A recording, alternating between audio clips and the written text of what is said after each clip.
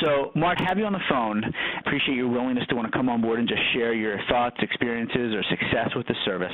And so can I first just ask you what has become the normal first question, can you tell us about your experience in the service so far, and can you also comment about the quality of the meetings? Yeah, the service has been exactly what you guys promised.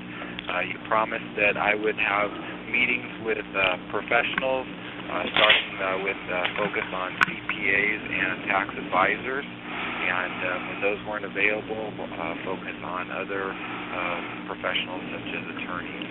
And I've had, at least one meeting per week, and the people that I'm meeting with are mostly very open to meeting with me, and seem very open to establishing relationships. So I've had a slew of initial meetings, some second meetings. It takes time to develop the relationships, and so I think it's really up to me to then develop those relationships.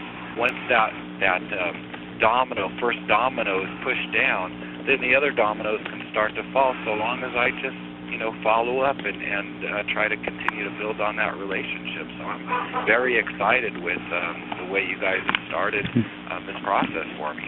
Fantastic. Thanks for sharing. Do you feel like you are, I always talk about penetrating your market. As you know, most 99% of advisors out there don't have relationships at all with any COIs.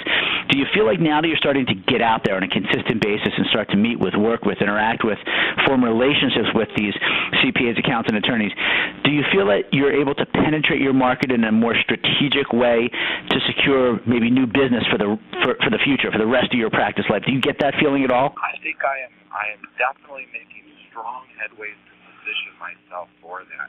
I've only been engaged in the process for, maybe 4 months. Okay. And I think it takes time to develop these relationships to that level where these other professionals will feel comfortable referring to me on a regular and consistent basis. Right. When I say 4 months, that involves really having met with these centers of influence once, maybe twice, and having some intermittent communications in between.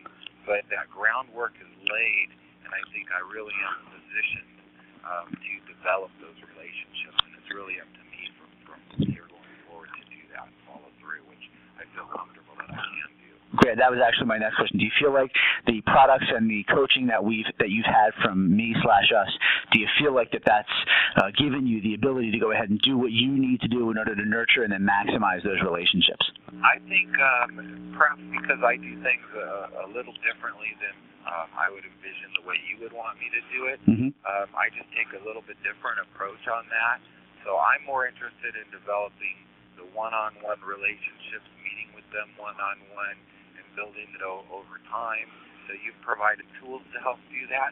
But really, at the end of the day, it's just a matter of keeping in front of them, being with them periodically, and so that's the approach. Comfortable, developing those one-on-one relationships, making it solid.